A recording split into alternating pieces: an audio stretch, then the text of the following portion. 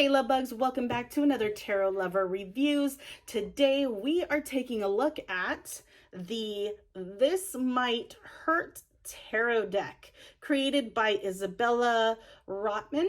So if you have heard of this tarot deck or you did not know this tarot deck even existed, hopefully this review and the flip through that comes afterwards helps you to decide on whether or not this tarot deck is right for you. Now, if you want to skip to the flip through, feel free to do so. Take a look at my description. I break down all of the chapters to make it easier for you to locate where you want to start within this tarot deck. Now, before you go any further though, I need to express and let you guys know that this is the indie version of this tarot deck, okay? They did come out with a mass market version that has some differences to it. So just to give you a heads up, this is the indie version. You definitely can tell the difference because the indie version is in a black box like this, whereas the new mass market version is in a beautifully colored white box. So keep that in mind. The imagery is still the same. It's just the color tones have been adjusted, and the guidebook, I believe, has also been adjusted as well. I just don't have that tarot deck. I don't feel the need to have the mass market version. I am very happy with the indie version, but I have taken a look at other people's reviews on it to kind of see the differences, and I'm just kind of like, no, I'm happy with the indie version. So just to give you guys a heads up, this is a review on the indie version of the This Might Hurt tarot deck, okay? So what we are going to do, if you want to fast forward now, you can definitely fast forward now. But for right now, we are going to talk about the packaging. We're going to talk about the guidebook. We're going to talk about all the cards. We're going to talk about the cardstock, the texture, the backs, the sides, the imagery, and the naming convention. So if you're interested in all that detail, definitely stick around. If not, feel free to fast forward. But let's start with the packaging. So as I mentioned, this is the indie deck. So this is how the indie deck came. So you have the sword or the knife right there. This is the back. Okay. The other side for the wands, the pentacles, and then the cups. And then the box opens like so. So metal clasp on the side to open up, and this is what the inner part, I'll do this way first.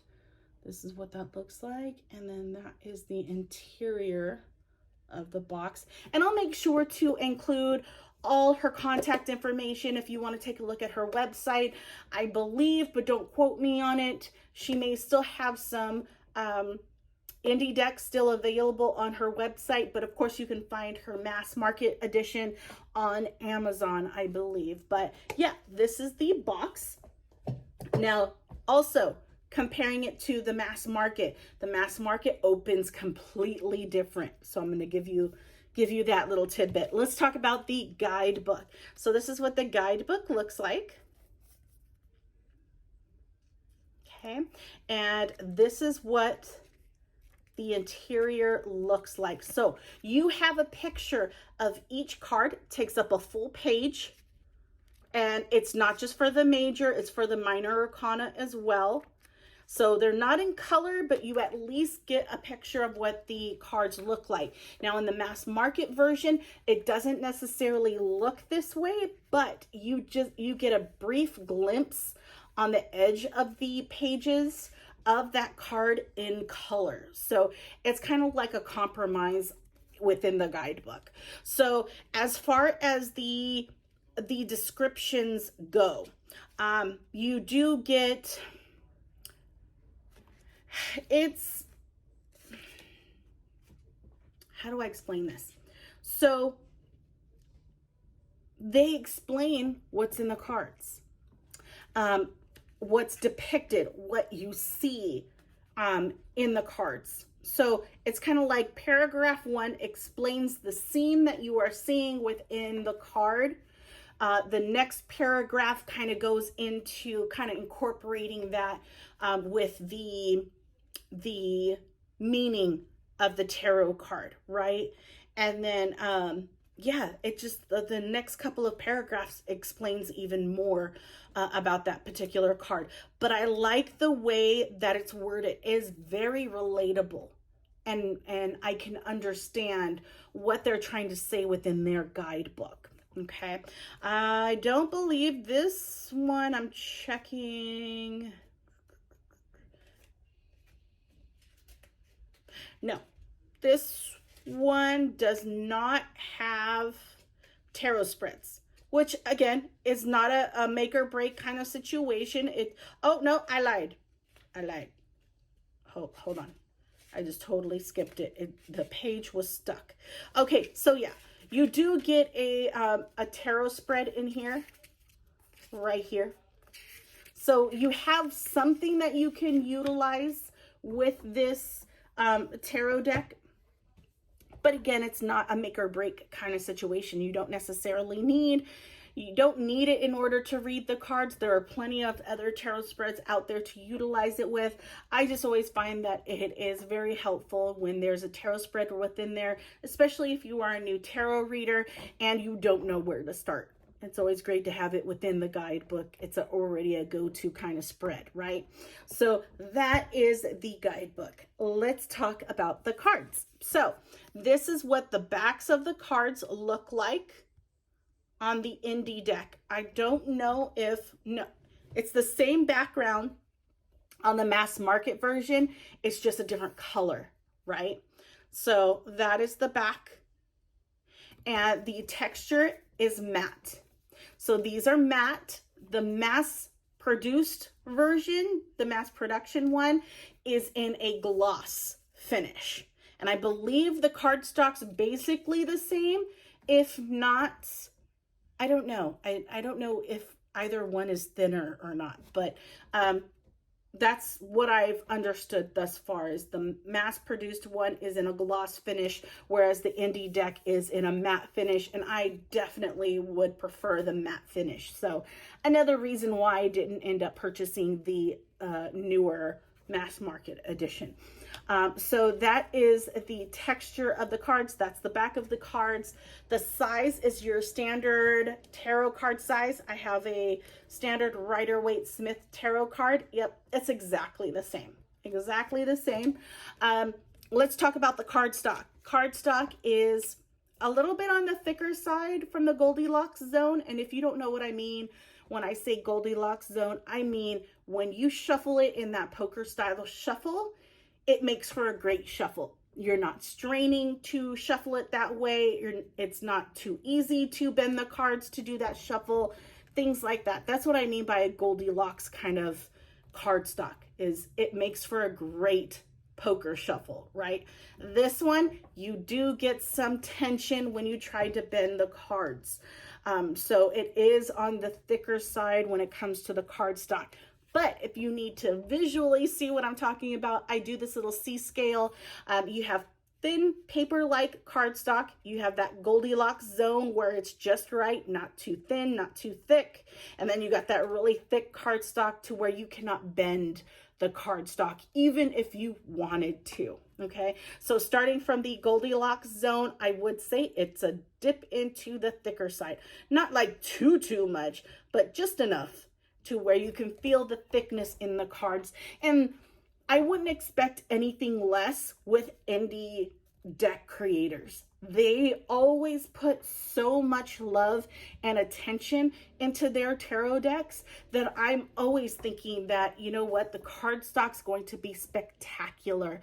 And I have yet to be disappointed when it comes to that. So cardstock on point. Okay, so that is the cards. That's the cardstocks. Now, before we talk about the naming convention and the imagery, let's talk about the edges. So on this one, I have the kind of like the rainbow metallic silver edging. I don't know what I don't think there's edgings on the mass market edition. I think they were only on the special edition versions of the newer edition of this deck. But for the mass market, there is no silver edgings on that one. It's plain white. So it's only on the indie deck, and the special edition versions of this deck, you will get that beautiful silver back. And I believe that there were options when it came to the sides. I can't remember, but I was like, I'm fine with this. I have no problem with it. I love the shine to it. It's absolutely gorgeous. So that's the sides. Now let's talk about the naming convention and the imagery. Now I am comparing this with the Rider-Waite-Smith imagery and naming convention, and mainly because of, you know, the guidebooks that are out there, other tarot decks out there use the imagery, use the same naming convention as the Rider-Waite-Smith. So it makes sense because a lot of us start off with the Rider-Waite-Smith, or a lot of us are aware of the Rider-Waite-Smith and its imagery and the naming conventions because all the other tarot decks tend to use it. So it's good to, as a comparison, to give you an idea of what you can expect. Of course, you can see this within the flip through, but I like to give it to you ahead of time. So naming convention, I believe all of it, and I just like totally, yeah, all of them are the same. I always have to check the Pentacles because the Pentacles always, tarot deck creators tend to change the Pentacles to coins. That's the norm, and I always forget to double check that before I start to film. But yeah, it's exactly the same. Pentacles, swords, wands, cups. Those are the suits for the minor arcana. The major arcana, I think they are basically the same as well. I don't think they renamed anything, though sometimes they do end up renaming things. But no, this major arcana is exactly the same to the Rider-Waite-Smith naming convention as well. Now, let's talk the imagery. The imagery is beautiful. It is relatable. It is diverse. It is perfect for anyone right now who wants to get into reading tarot. This is a deck that you can relate to, that you can connect with, because it's everything that's happening right now. The people, the characters within this deck is so diverse. It is beautiful. I love this tarot deck, and it's just, I still have a hard time understanding where the title of the tarot deck would play in. Even when I read with this tarot deck, I don't feel like it's too harsh. I feel like it's pretty neutral when it comes to readings. I don't feel like it's spicy. I don't feel like it sugarcoats anything. I just feel like this is what it is. I am not going to sugarcoat it for you, and I should not have to yell at you to tell you what's going on. Here's what you need. Great, I'm gonna see myself out kind of thing, right? So that's what I get, the vibe that I get with this tarot deck. It may be different for others, but that's what I get with this one. But yeah, I have no problems with this tarot deck whatsoever. I love it. And yeah, that's pretty much all I have on this one. So if this review helped you in any way, gave you some insight, feel free to give it a like and take a look at my channel and see if there is any other tarot decks that I've done thus far that you are interested in hearing more information about. If you do not find a tarot deck that I have not done a video on yet, leave me a comment down below. Let me know what that tarot deck is. Chances are I have it and I just haven't done a review on it. You'll just basically cause me to bump that up so that I can get that video out. So let me know. But if I don't have it, it just gives me another reason to buy a tarot deck. But let me know and I will look into it. So without further ado, here comes the flip through, and enjoy. Talk to you guys later. Bye.